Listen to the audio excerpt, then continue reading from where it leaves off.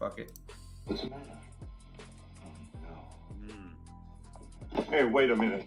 The doctor says it looks much worse than it really Yeah, is. sure, you all say the same thing. The kid fell down the steps. Don't you have anything better to say than that? It's true.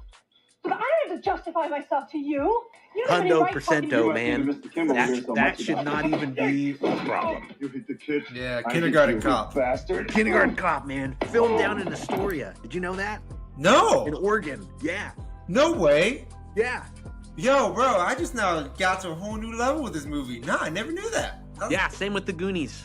Yeah, I knew that one. That one was. Yeah, it was filmed in Astoria. Or parts of it were. Yeah. Love Oregon. Here we go. Oregon. I know, man. Keeping it weird. So, what's your thoughts on that one? Like that clip when he just walks out and he just punches him, like because he knew damn well what that was. Right, like he could read the situation and see what happens. Sometimes it's not always that clean, and especially with kids, right? Because you know they want to be, they trust us, and Yeah. and we can twist that trust into weird things, you know, or when it becomes abusive, or you know, you want to trust your teacher, but maybe your teacher's not that great, or in this instance, maybe the teacher's like the only real advocate that you have, because obviously both those parents are, you know, unfit for what's happening. And that's sad. And I think he did the right thing, dude. And I think more of that needs to happen today. It's like if you're walking down the street and somebody insults your wife, you know, the right thing to do is to just kind of turn around and walk away. You know, that's the thing that Jesus would want you to do. But at the same time, about to sin right now. bro, if somebody were to just take that person and break all their teeth out of their head and kick them down their throat, guess who's not going to do that anymore? Less harsh. Let's but look at ancient times, man. You steal something, they cut your hand off. And then everybody knows that guy stole. Or they'd put a mark on you, like pirates. You know, pirates a long time ago, then when they do something bad, they'd get a black spot. Did you know that's where that originated from? No. It was pirate culture. They'd put a black spot on him. And then that guy was like bad juju. Really? Yeah. That's kind of like interesting though, because like just so many people don't have.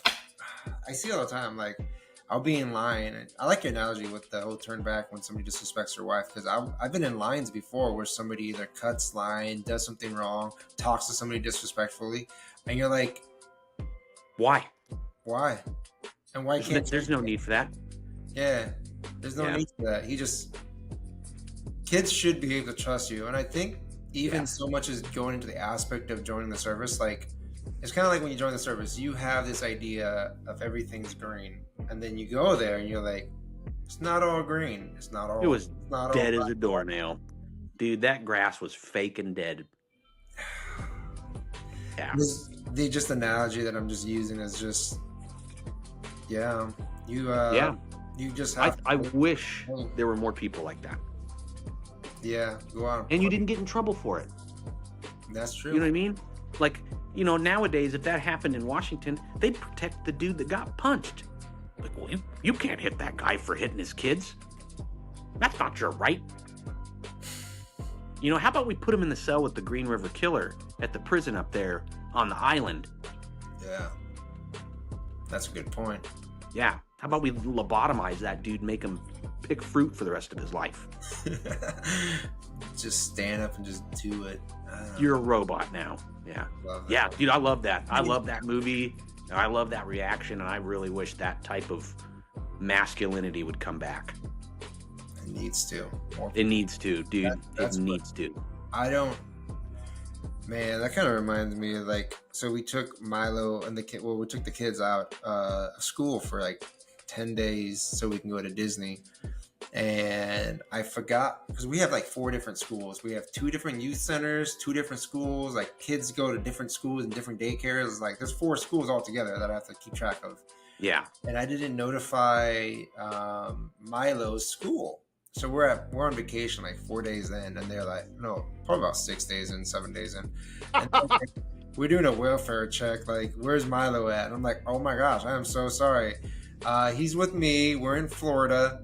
And I kind of just left it at that. And they were like, they're like, you can't be doing that. I was like, well, we're on a trip with his. He's my kid.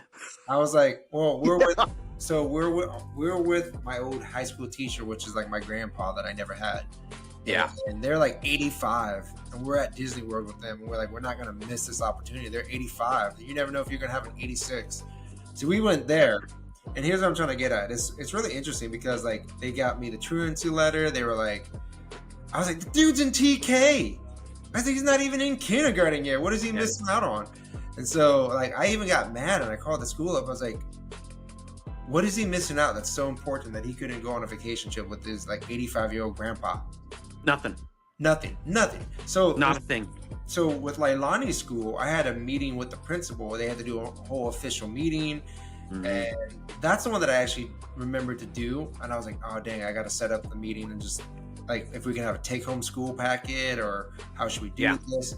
And the principal was like, she understood. She actually understood completely, and she helped me align it. But this other school, they were just like vicious and like, well, you know, your kid's part of the system. I was like, you know, I'm the parent. Yeah. Let me be the parent. Exactly. I'll go to court any day just to be like, you're not my kid's parent. Well, here's part of like the rot that is society, right? Is that we have allowed the government and other people to now make the decisions for our kids. And when we find out that the things that they're learning aren't necessarily aligned with our values or what we think they should be learning, we're the bad guy. You know what I mean? Like, oh, you're just keeping your kid from learning this thing that we think is really important. Like, if the Department of Education fell into the ocean tomorrow, would not be upset. At all. I really wouldn't, man. Like, people need to go back to, you know, I think it would do society a lot of good for kids. Kids need to stay in school. You know, they need to like get through high school at least. I agree. Learn a trade. Like if my dad poured concrete, like if I had gotten out of high school and I got on some kind of work program that taught me, you know, how to pour concrete and filled in the gaps that my dad missed or just things that he couldn't explain in a way, dude, that would have been like the most awesome trade program ever, you know? I think kids need that again. It was actually kind of interesting because like I skipped a lot of school. Because my home situation wasn't that great. Yeah.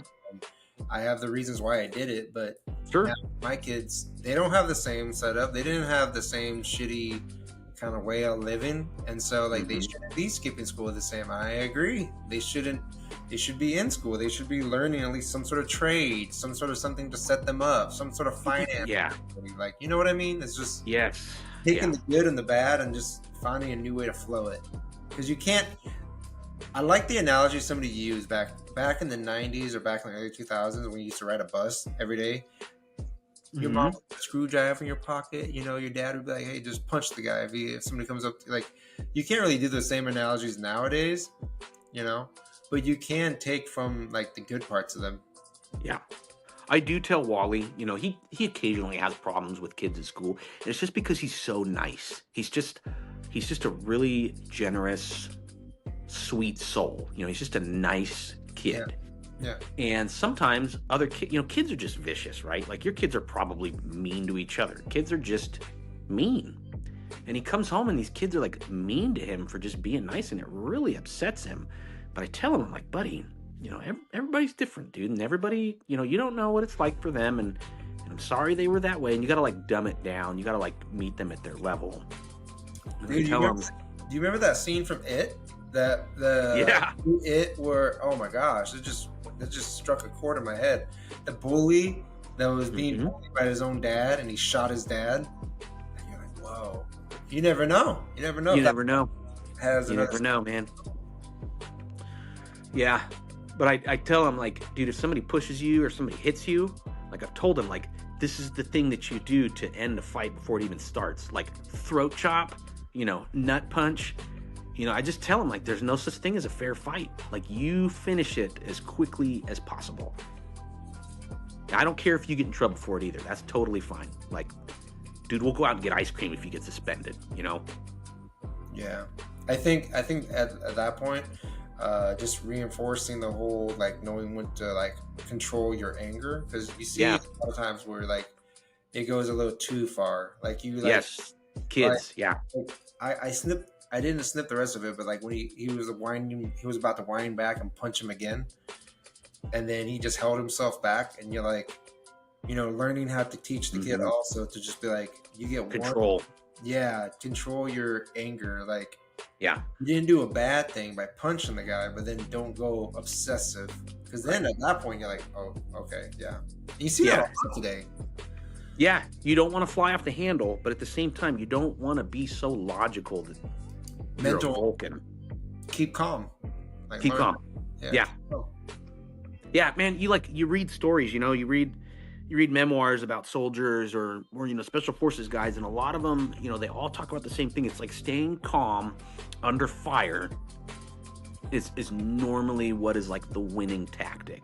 If you're able to think through like an extreme situation like a fight or something like that and able to keep your cool, you're gonna be able to think better, and you're gonna be able to outwit the person that is probably just working off pure emotion, and doesn't really have a plan and is exactly. Yeah. Kids, man. Clowns.